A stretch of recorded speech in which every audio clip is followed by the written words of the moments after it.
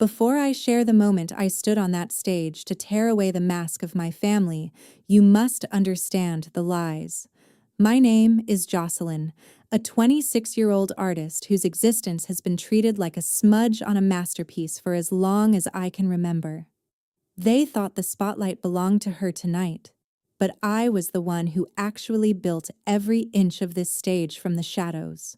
The grand hall of the Austin Arts Center buzzed with the suffocating scent of expensive perfume, while my sister stood basking in the applause for a painting she could never have dreamed of creating. The auctioneer slammed his gavel down at $2 million, sealing a theft that my parents had orchestrated with sickening pride. My father suddenly grabbed my arm with a grip that bruised his face, twisting in a sneer, as he shoved me toward the heavy oak exit doors of the gallery.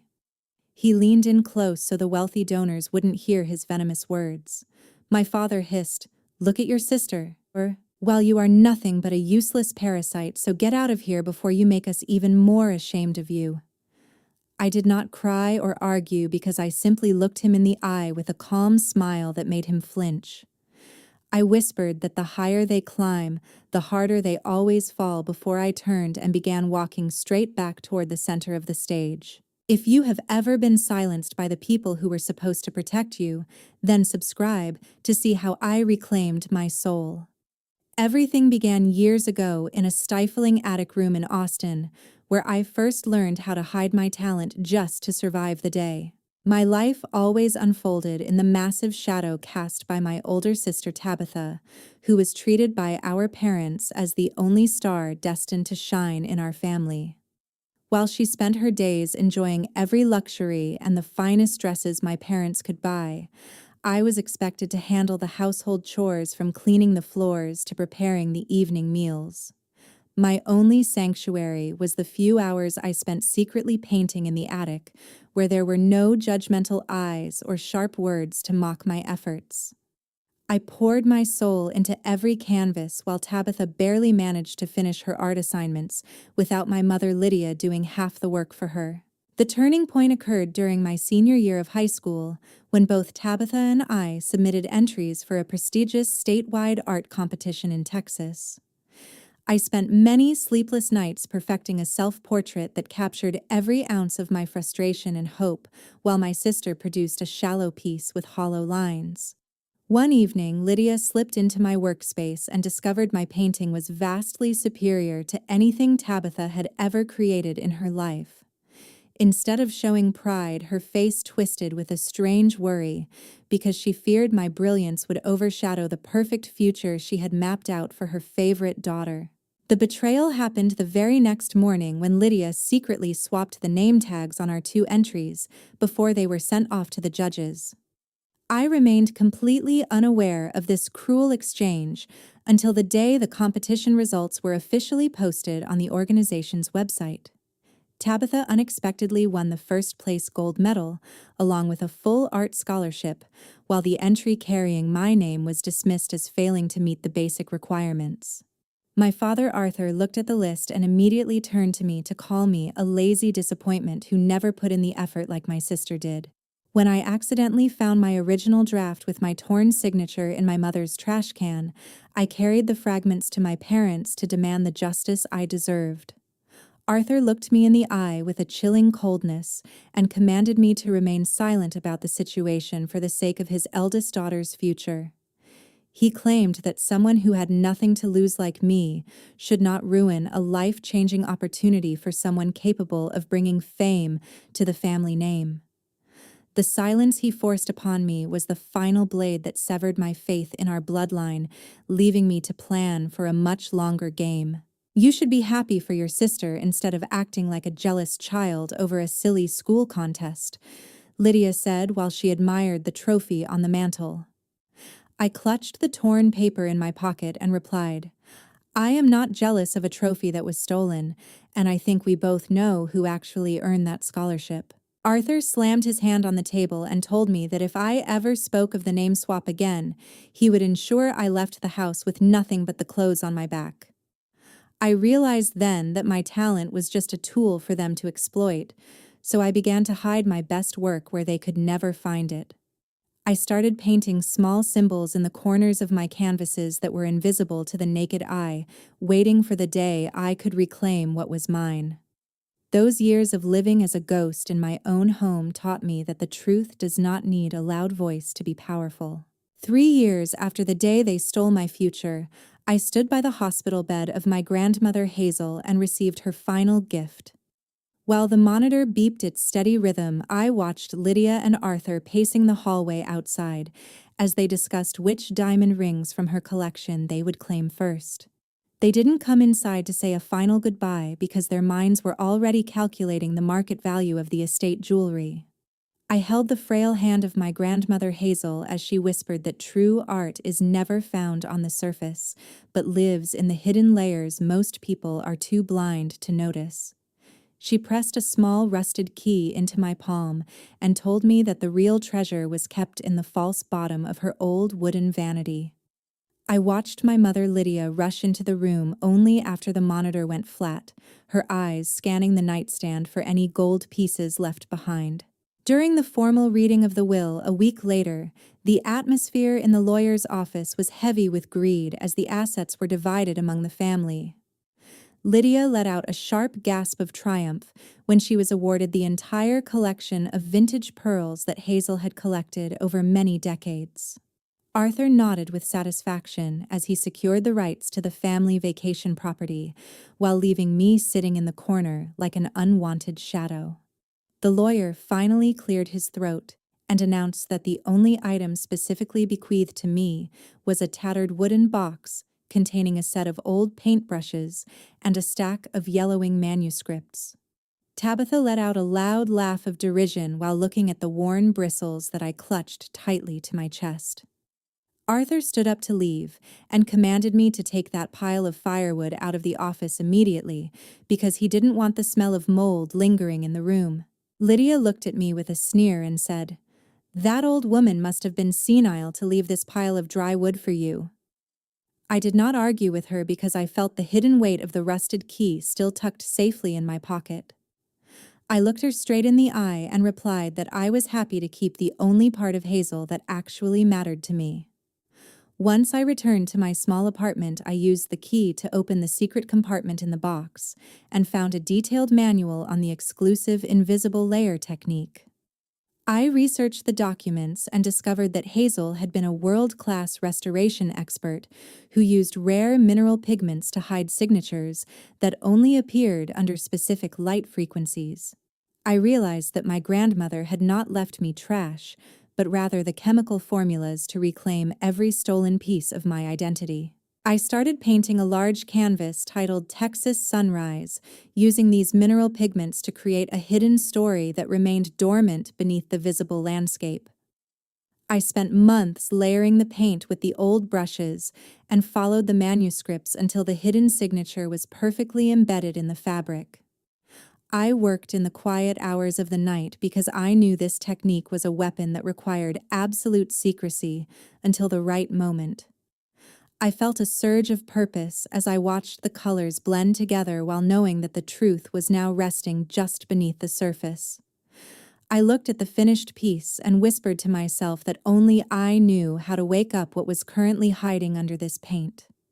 I knew that my family would eventually try to take this from me too, but this time I was building a trap that they would never see coming. 1 year after leaving that toxic house forever, I carried a broken picture frame to the small shop owned by Grant, a man with the darkest and most hollow eyes I had ever seen.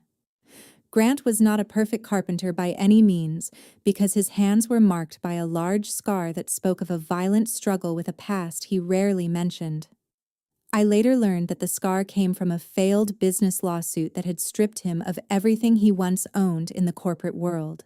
He was currently hiding in plain sight within the city of Austin after abandoning a billion-dollar empire to find even a shred of sincerity in a world built on lies. My colleague at the museum, who is my friend Gwen, was the only person who knew that I was secretly starting my artistic life over from scratch.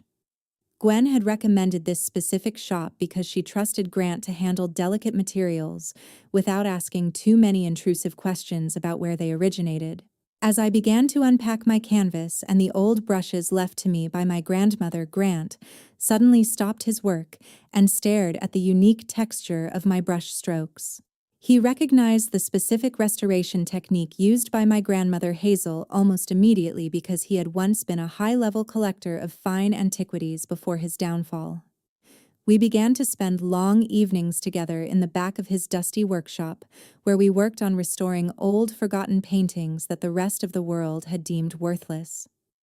Grant eventually shared the deep pain of being betrayed by his own former business partner, who had stolen his patents and left him to face the legal consequences alone. Our connection was built on the foundation of shared trauma and broken trust, rather than the hollow perfection often found in traditional romance stories. I spent my entire youth building a throne for a man who was just waiting for the right moment to push me off it, Grant said while he carefully sanded a piece of reclaimed oak.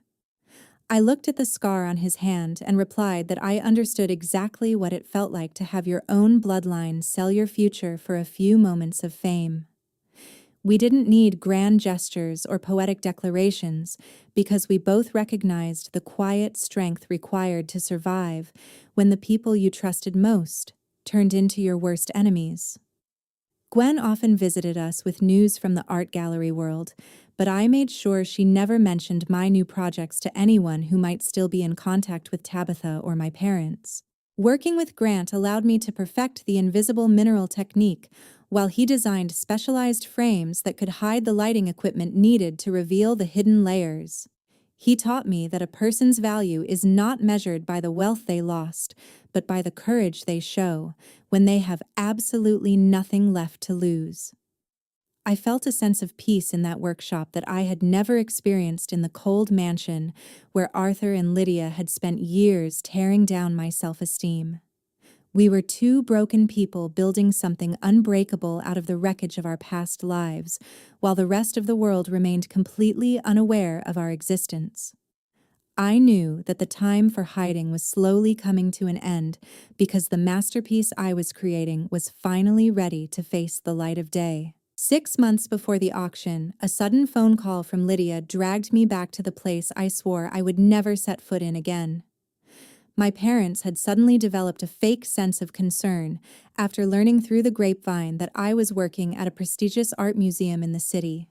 They invited me to dinner under the guise of a family reconciliation, but the atmosphere remained as cold and transactional as the day they kicked me out.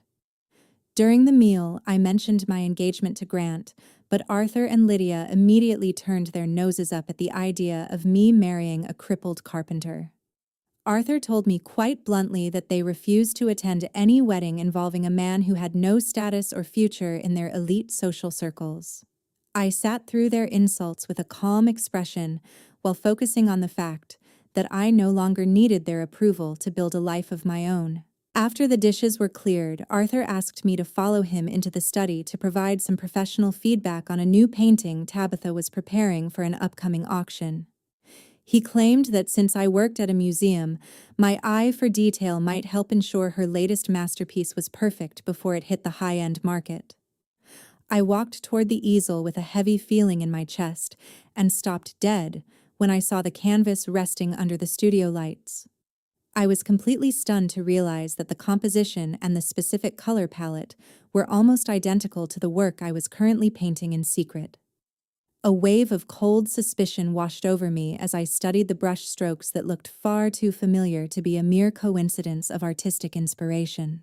Tabitha stood beside the painting with a smug smile while she waited for me to praise her supposed genius in front of our parents. I forced myself to remain composed while my mind raced through every possible way they could have seen my private sketches or my unfinished canvas. I pointed out a few minor technical details about the lighting while keeping my internal panic hidden beneath a mask of professional indifference. The tension in the room grew thick as I realized that the similarities were too precise to be explained by anything other than direct theft.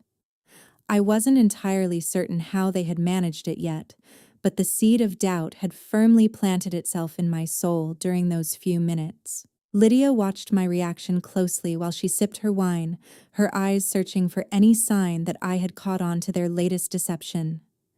I made an excuse to leave shortly after, because the air in that house felt like it was slowly suffocating me with every breath I took. Before I walked out the door, I took a small lump of modeling clay from my bag and pressed it against the lock of the side entrance I used to use. I returned to my own studio and spent the entire night checking my security measures until I discovered something that made my blood run cold. I found a tiny scratch on the frame of my back window and realized that my studio key had been copied long ago without my knowledge. I sat in the dark and realized that they hadn't just stolen my past, but they were actively trying to harvest my future for their own gain once again. 1 week before the high-stakes auction, my heart stopped when I saw a promotional poster featuring a $2 million masterpiece that looked exactly like mine.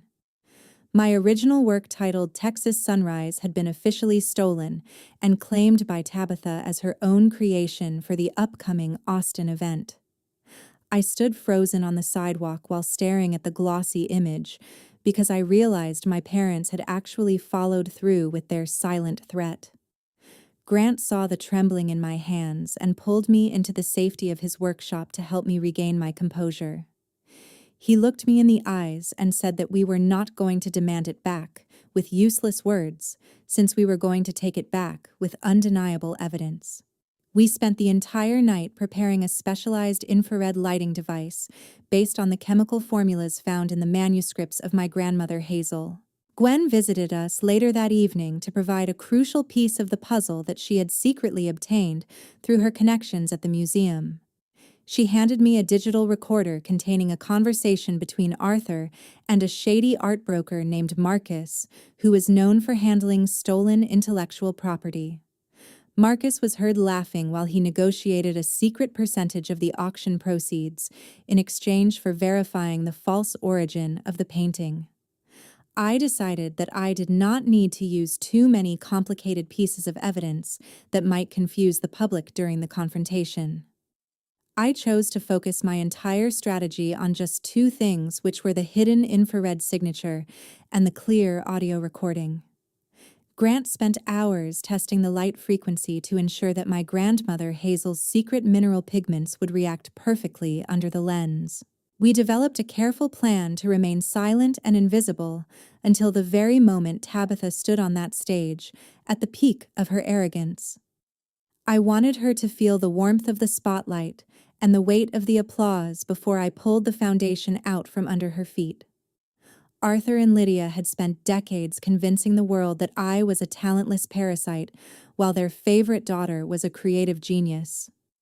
I realized that merely proving the theft in private would never be enough to heal the scars they had inflicted on my soul. The auction house was already buzzing with excitement over the record-breaking estimate, while Marcus was busy preparing the forged documents for the final sale. I felt a strange sense of calm as I checked the equipment one last time, because I knew that the truth was already resting beneath the paint. Grant adjusted the final lens on the infrared projector while he told me that a predator is most vulnerable when they think they have already won the prize. We avoided using any unnecessary descriptions or floral language in our preparations because we needed to be as precise as a surgeon during the execution. Gwen promised to be in the front row with her phone ready to broadcast the entire event to her followers in the art community. I looked at the brushes that Hazel had left me and felt her presence in the room, as if she was cheering me on from the shadows. The stage was set for the ultimate reversal, where the person who lived in the dark would finally bring the light. I was ready to let my family climb to the highest point of their pride before I let the gravity of their own lies destroy them completely. At exactly 8 o'clock in the evening, I stood directly at the foot of the stage and watched Tabitha flash her most radiant smile of victory toward the crowded room. She was basking in the artificial glow of the spotlights, while the auctioneer began describing her stolen masterpiece as the greatest artistic achievement of the decade. My sister looked like a queen who had finally secured her throne, completely unaware that the ground beneath her feet was about to dissolve into nothing. I moved toward the front row with a small infrared projector hidden in my hand and aimed the invisible beam toward the center of the large canvas. A collective gasp echoed through the hall as the name Jocelyn suddenly appeared in glowing purple letters that dominated the entire surface of the painting. The vibrant signature pulsed with an undeniable light that made it impossible for anyone to ignore the true owner of the work. A terrifying silence fell over the audience as every wealthy collector and critic froze in their seats to stare at the glowing evidence. Tabitha stood motionless on the stage with her mouth half open as her face turned a ghostly shade of white under the harsh lights. Arthur and Lydia looked like they had seen a ghost while their confident expressions collapsed into masks of pure terror and confusion. The silence stretched on for what felt like an eternity, creating a heavy tension that made the air in the room feel thick and suffocating for everyone present. I stayed perfectly still while letting the glowing signature speak for itself until the back doors of the hall swung open with a loud thud. Grant stepped out from the shadows of the back row and walked down the center aisle with a steady pace that commanded absolute attention. Grant revealed himself not just as a potential buyer, but as the largest single investor of the entire Austin Art Museum and the man who held the financial fate of the city's creative elite. He stood beside me with a cold and piercing gaze that made Arthur shrink back into his chair as if he were trying to disappear from the room. Grant pulled a set of legal documents from his jacket and announced that he was officially canceling every transaction associated with the Reed family name effective immediately. He raised his voice so that every person in the building could hear him declare that he was serving a formal court summons for fraud and the theft of intellectual property. The audience erupted into a frenzy of whispers as the realization of the massive scandal began to sink into the minds of the socialites. Tabitha tried to speak, but only a small and pathetic sound came out of her throat as she realized her entire career had been built on a lie that was now shattered. Lydia reached for her pearls with trembling fingers while looking around the room for any friendly face that might offer support during her public humiliation. I looked at my parents and realized that the power they had held over me for decades was finally broken beyond any hope of repair. Grant turned to the auctioneer and commanded the security team to secure the painting as evidence for the upcoming legal battle against Arthur and Marcus. We walked out of the hall together without looking back, because the rhythm of the truth was finally playing in our favor. I felt a profound sense of peace as I realized that the invisible layers of my life were finally being seen in the clear and honest light of day. They lost everything in a slow and agonizing descent, which was exactly how they had once stripped every ounce of dignity and hope from my own life. There was no sudden explosion of ruin for the Reed family, because the true punishment lay in the painful process of watching their world crumble one brick at a time. Tabitha found herself completely blacklisted from every major art gallery and creative circle after the scandal at the auction house became international news. One by one, her lucrative contracts were canceled as sponsors scrambled to distance themselves from a proven fraud who had stolen from her own sister. Arthur tried to use his remaining connections to save the family name, but his former partners realized he was a liability and refused to take his calls. The massive mansion that had once been a symbol of their arrogance was eventually put up for sale to cover the mountain of legal fees and debts. Lydia was forced to sell her prized jewelry collection just to keep the lights on while they waited for the bank to finalize the foreclosure on their estate. They eventually moved into a tiny and run-down apartment in a forgotten suburb where the walls were thin and the neighborhood was loud. I happened to see them on a busy street corner one afternoon while I was heading to a meeting with a new group of international investors. There was no dramatic reconciliation or tearful apology because we only shared a cold and distant look between strangers who had once been a family. Arthur looked older and defeated, while Lydia kept her head down to avoid the eyes of the people she used to look down upon.